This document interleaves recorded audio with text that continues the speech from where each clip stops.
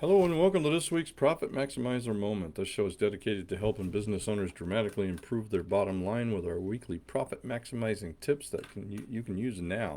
I am your host and coach. Well, I love it when it does that.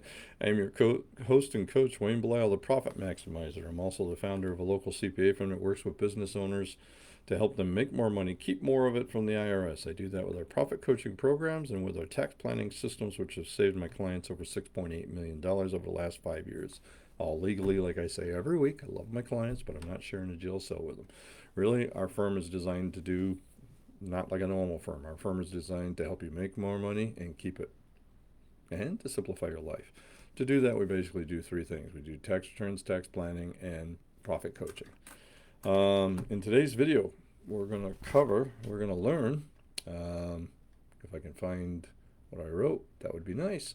In this video, I cover my Profit Killer Diagnostic tool, my recommendations on how to identify the most important profit killers to eliminate first, and my process for doing so. There we go, you're back.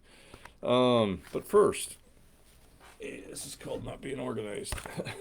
There we go. Let's get it in the camera. So first, today's show is brought to you from Profit Maximizer Publishing, which published my book, The 90-Day Profit Reset, which I have on screen right now, which shows you how to gain your independence from reduced cash flow, shrinking margins, and evaporating customer base. In this book, you will find chapter after chapter and idea after idea about how you can turn around your business and reset your profits from red to black in 90 days or fewer. Even if you're making money, it's a good idea. There's things in here that'll help you make even more money. Look, this is easy. It's on Kindle.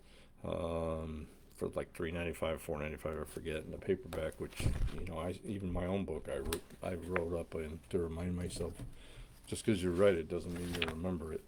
And what I basically use that for, all right, what's in that book is actually a lot of the tools that I use to help with my clients that I'm coaching every year. But another one is what we're talking about today. Today's kind of a continuation of last week, so if you didn't watch last week, you really should. Talked about eliminating your profit killers and what a profit killer is. Just a quick refresher.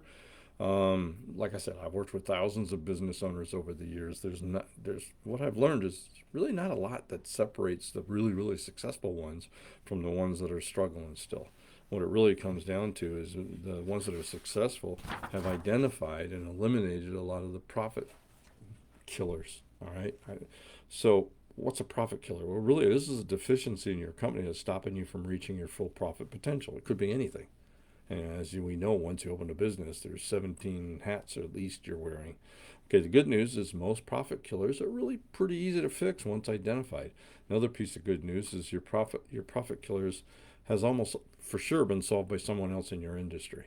You don't have to recreate the wheel, you just have to follow the work of others. Now, I referred to last week a Profit Killer Diagnostic Quiz. What I do is I have people write down, and if you shoot me an email, I'll try to send you a copy of this, or we'll talk about that.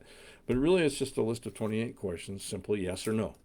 All right, and then identifying for yourself what those answers are and what the problem is. So really, I've broken it into different sections, and here's the questions. Now, I'm going to move pretty fast because, reading is difficult to listen to. Marketing and sales. So my first question is, have your sales increased by 20% or more each of the last 3 years? Yes or no?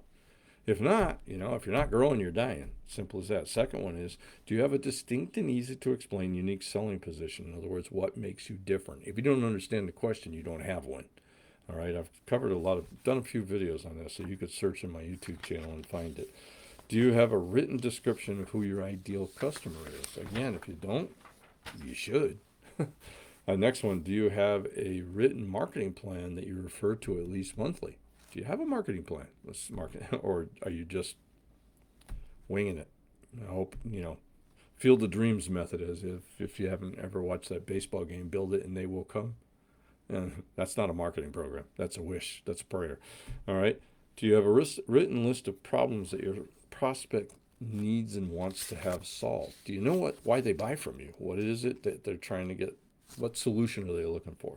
Do you have a written plan for increasing sales from current customers? As I've said over and over and done a bunch of videos on, quickest and easiest way to grow your revenue is by selling more to your current clients.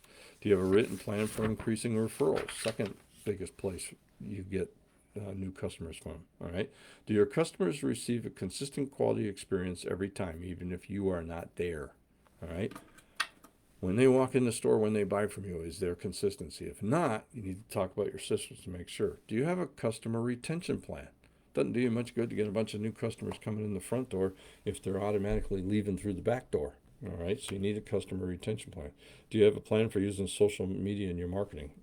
You should.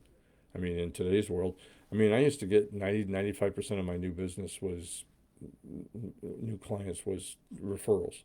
And that's probably 50-50 right now with online going fast and catching up. Can you honestly state that you provide consistent, legendary customer service? Those two kind of run together, but no, I'm sorry, the one that I asked before. But again, are you actually giving legendary customer service? In the last year, have you increased the number of prospects who became customers by over 10%? I mean, like I said, rerun this, write this down, answer yes or no. All right. Next section is money matters. Has your net profit, your bottom line, increased by 25% each of the last 3 years? If not, we got a problem. All right. It's something that you should be doing. Next question. Do you know the lifetime value of your average customer? Key metrics. If you don't know it, you're missing out. Next question. Do you review your critical numbers at least once a month? I would say once a week. All right, but at least once a month. Next question. Do you have enough cash to pay your monthly bills? That's kind of a given, an easy one. If the answer is no, then we got to look at what's going on.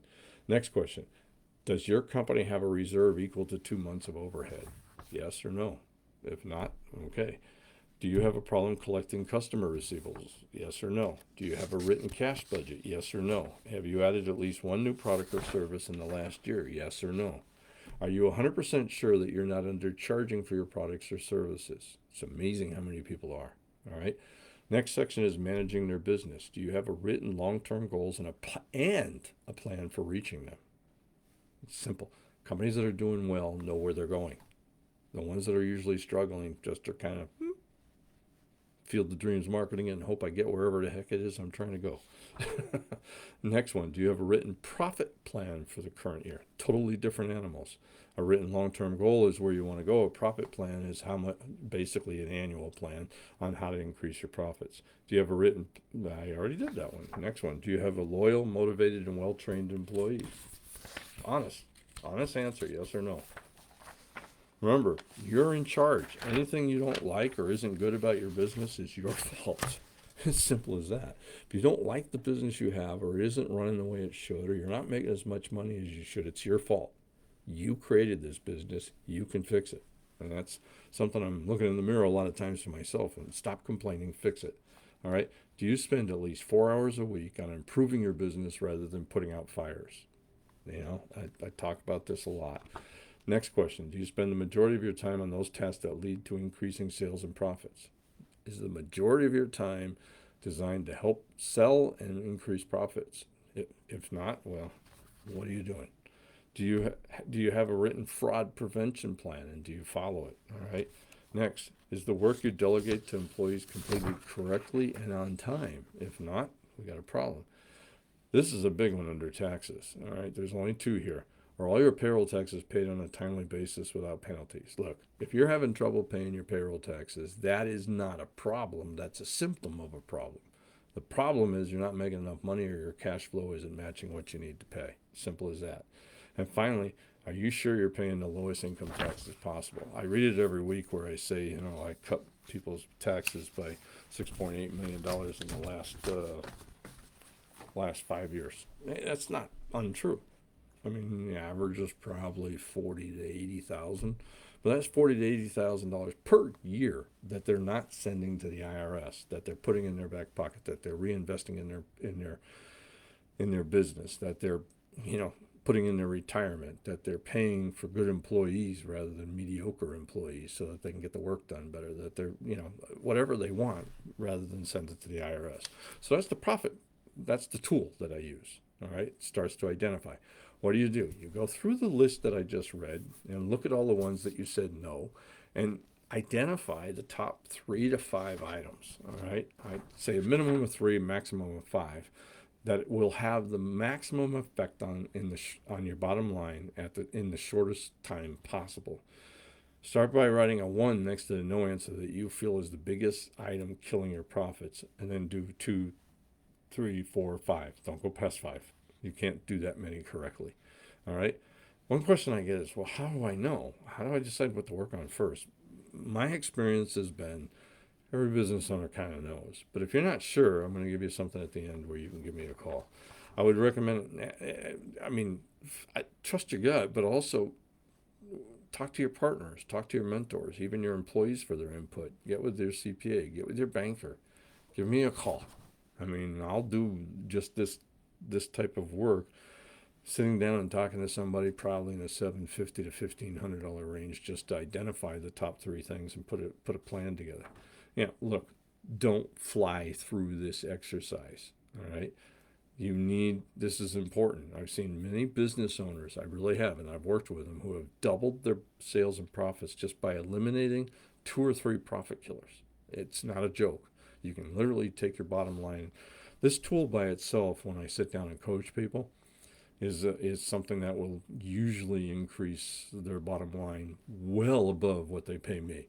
And it's, they're paying me one time and it's helping them every year. All right. Like I said, I covered a lot here. So, shoot me an email if you want me to send you a copy of this. Hire me. I mean, not now. I'm working on October 15th deadlines, but we're getting ready to, shift our business model and to where we're going to be more proactive in using things like this with our clients. Hey, again, this is Wayne Bilal saying, well, before I even get to that, look, if you're not going to work on improving your business, then, grow or die. I mean, I have a business owner that, I literally had to tell him, you need to close this business. It's too late to adapt. It's that simple. I don't like having those meetings. All right. The time to do it is now. Go through that profit maximizer, the profit, buy the book that helps you get straight. Look at this tool that I put together. It's not in the book, but the tool, listen to this, write down the questions I had, honestly answer yes or no, or shoot me an email or hire me to help you identify. All right. Look, thanks so much for listening. I'll see you next week with another profit maximizing tip. And let's keep working to make this year our most profitable year ever. Thank you very much.